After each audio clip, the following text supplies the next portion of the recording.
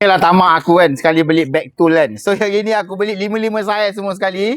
So jadinya macam ni lah. Tujuan ni aku beli 5 saiz ni supaya apa tau? Supaya bila korang nak pilih, okay, korang nak pilih tu korang tak tersilap. So yang ni aku tunjukkan dulu. Ini adalah bag tool Bag tool yang korang boleh simpan spanner, korang boleh simpan korang punya power tool, korang boleh simpan korang punya barang-barang kerja korang semua sekali lah. Okay, macam ni. So yang ini yang paling besar. So kalau korang tanya saya, bang, bag yang paling besar, macam mana rupa dia? Macam ni rupa dia. Memang smart habis, weh. Kau tengok ni. Kan? Zip kat bahagian dalam. So, yang ni dia ada tali bag dia ni. Nampak ni? Dia ada tali bag dia ni. Kau tengok berapa besar ni. Yang best sekali tau, yang ini.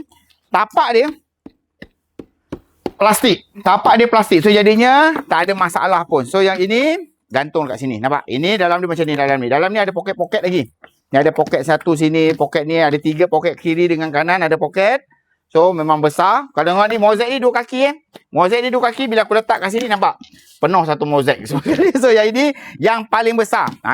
Supaya nanti korang tak payahlah nak beli bag macam aku ni, bag tool ni banyak-banyak. So aku beli ni sebab aku nak pastikan aku tak tersalah, korang semua tak tersalah beli. Okay, yang ni tempat sangkut dia. Kiri kanan. So yang sini pun boleh sangkut kiri kanan dia. Nampak tak? Apa? Memang cun lah bag ni. Memang cun. Ini saya nak simpan barang-barang kerja. Memang cun ni, tali dia ni boleh masuk kat sini. Letak kat sini, lockkan dia. Dah. Settle. So, yang ini bag paling besar. So, dia ada 2 saiz. Yang tapak plastik ni dia ada 2 saiz. Kalau tengok betul-betul.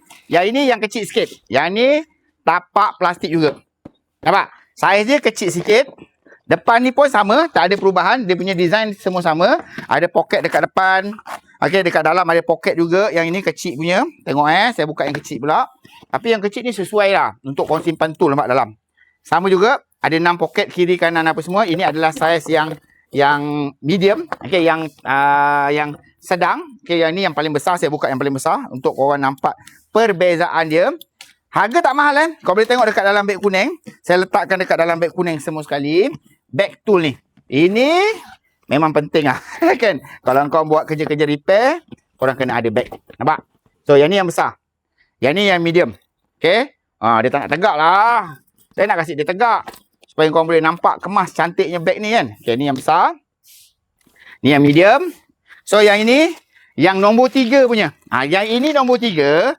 Dia tak ada tapak plastik bawah. Yang ni lagi murah lah. Tapi kadang-kadang ada orang suka macam ni. Dia ringan. Dia ringan sikit. Dia tak ada tapak plastik bawah.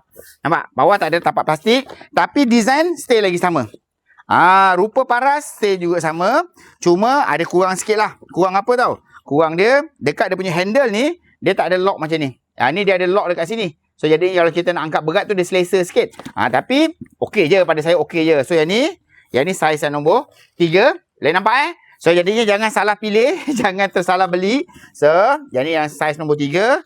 Yang ni saiz yang nombor 4. Nampak tak? Dia ada 5 saiz tau. So, kalau korang tekan beg kuning saya nanti, korang akan dapat tengok dia ada 5 saiz. So, jadinya korang pilihlah ikut kesesuaian korang. Ini yang nombor 2 kecil. Yang ni yang nombor 2 kecil.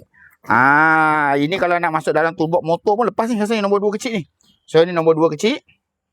Boleh nampak So, dan ini yang paling kecil.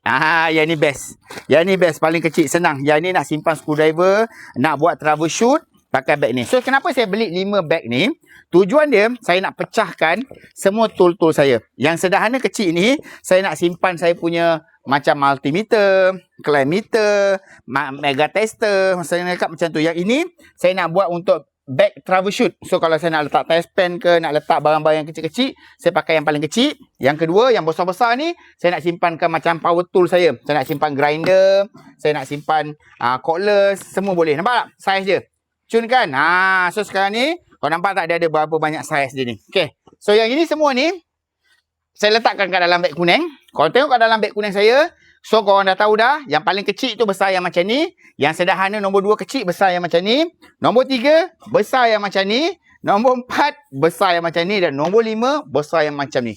Paling besar lah senang cakap macam tu. So, yang ini semua saya letak kat dalam beg kuning. Siapa-siapa nak grab, pergi ambil cepat-cepat. Okay? Assalamualaikum.